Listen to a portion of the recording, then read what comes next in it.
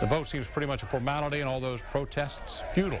Seems everyone has an opinion on the issue. And join me now, Channel 7 editorial director Chuck Stokes. And first of all, any chance at all that somehow the legislature does not pass this and somehow the governor doesn't sign it? Maybe if they all get the flu and they don't get the Lancet. That is it. I don't think so. I think this is going straight forward.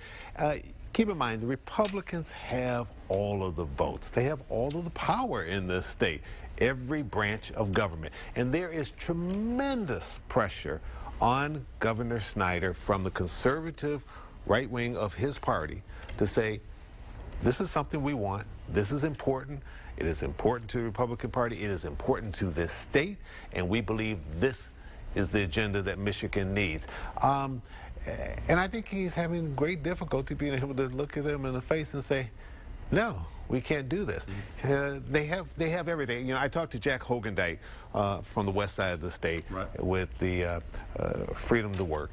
And he told me about 3 weeks ago, he says, the stars are aligned. He said, there is no better time for us to push this agenda than now. What politically happens to the governor and the Republicans? Because the governor made it clear that right to work was not even on his agenda. He wasn't going to deal with it. He wasn't going to sign it. And then suddenly, here it is, and he is going to.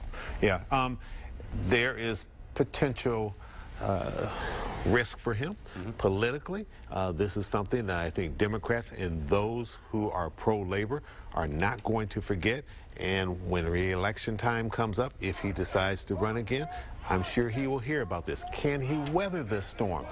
The conservative wing of his party believes that he can. And why do they believe that? Because of the ballot initiative, the collective bargaining, and the vote total that turned out there. They won that. And they're looking at this and saying, hey, this is the people, and the people have spoken here.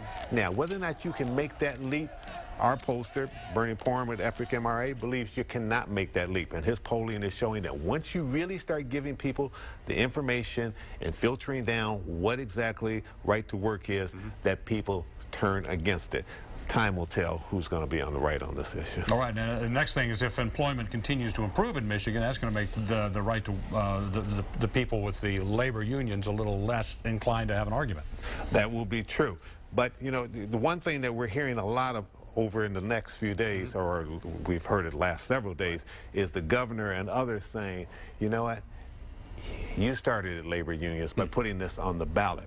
Well, many of those people are now looking at this and saying the reason we put it on the ballot was because we knew what your agenda was going to be. First, right? And the flip-flop that you did, that's just proof that we needed to have this on the ballot. So it just depends on whose side you believe. All right, Chuck Stokes, thank you very much. And, of course, we'll be following this story as it unveils tomorrow. Carolyn?